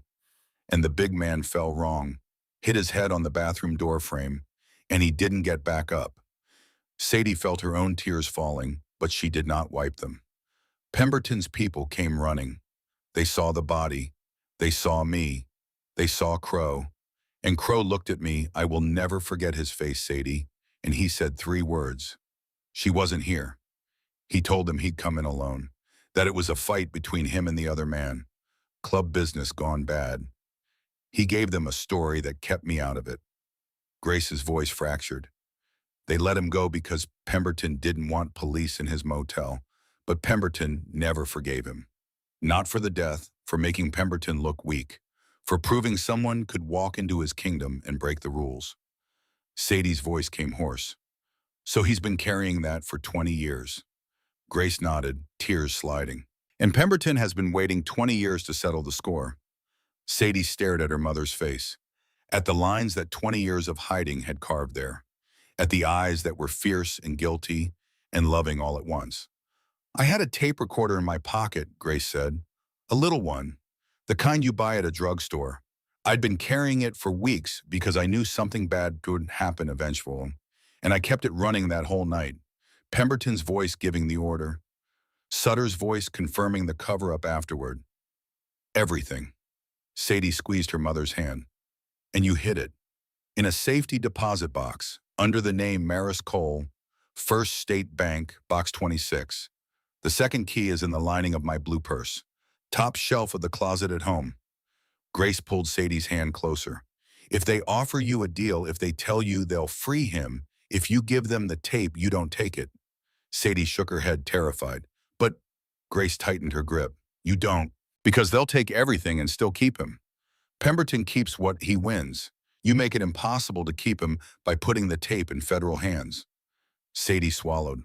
How do we save him? Grace's gaze sharpened with the last of her strength. You put the tape where the whole world can hear it, and then no one can pretend Crow was the villain. Sadie leaned down and kissed her mother's forehead. I'm not leaving you, Grace whispered. You have to. Go. Get Nora. Get the tape. Don't let them separate us. Sadie stood, shaking. She turned for the door. Nora was waiting in the hallway, camera bag across her chest. The audio clip has 4 million views, Nora said. State Attorney General's office released a statement 20 minutes ago. They're opening a formal investigation into Pemberton and the county sheriff's department. Sadie felt something shift inside her chest.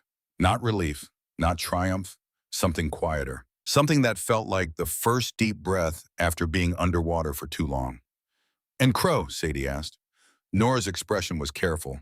He's in county holding. Sutter's charges are on the books, but with the audio out there, the national press is already asking questions. A civil rights attorney out of Atlanta called me 15 minutes ago. She wants to take his case pro bono. Sadie exhaled. Not enough, not yet, but a door that Pemberton could not lock. I need to get to First State Bank, Sadie said. Tomorrow morning, when they open. Nora studied her. With a lawyer. With a lawyer, Sadie agreed, and a camera. Nora nodded once. I'll set it up. Sadie looked down the hallway, at the cameras in the corners, at the nurses moving between rooms, at the world continuing to turn despite everything that had tried to stop it tonight. She thought about Crow in a cell, hands that had fought for her, shoulders that had carried blame for 20 years, eyes that had gone wet in a diner booth when a girl showed him a plastic key tag and said his name like it meant something.